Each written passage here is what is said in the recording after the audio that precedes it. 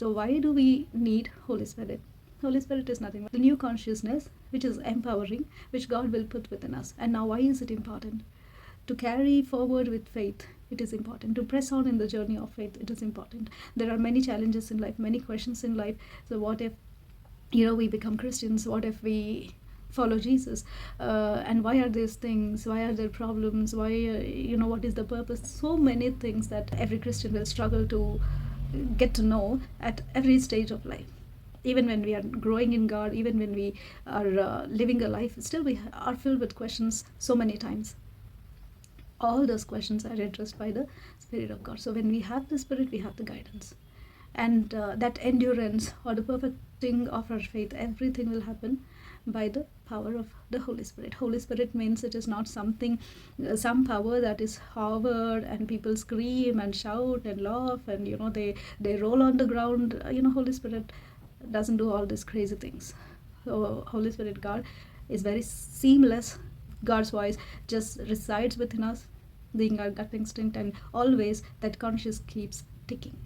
So when you're about to do anything wrong, a lowly voice will hold you back, will pull you back from doing what you're not supposed to do. So that is the empowerment that you get. That is the guidance that you get. It is not about doing all the things. And people have a misconception. Did you get the Holy Spirit? Did you experience the Holy Spirit? Holy Spirit is not like something that comes and makes people go out of control.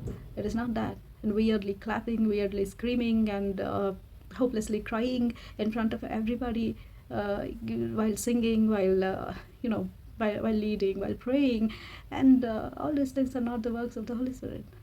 No. You cry out your heart to God. You talk to God. Prayer is all about having a communication with God, where you talk to God and also you listen to Him. You listen to Him. Upgrade your prayer as you grow in your relationship with God, so that you sit and listen to Him. It's not just a one-way communication where you only, God, I want this, God, I want that, God, I want to do this, you guide me. No. God, what do you want me to do? Let me perceive it, or guide me accordingly and teach me. So that should be our prayer. And get to a level where you don't have to ask anything at all. You feel God's power and you feel His control on life, that you only sit and thank God in prayer. We have to grow like that in God. So prayer is, of course, talking to God, and you can do that anytime. Prayer is talking to God, but it's a communication. Let that be a communication, not giving like statements to God about what God should do. That is not prayer.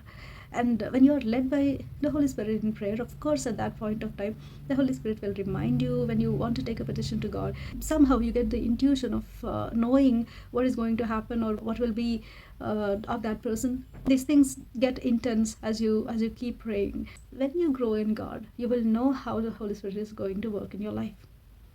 That is how prayer should be. When you pray, you pour out your heart. You go, close your door, sit in your room and talk to God. You don't have to do all the drama before everybody. Pray with tears.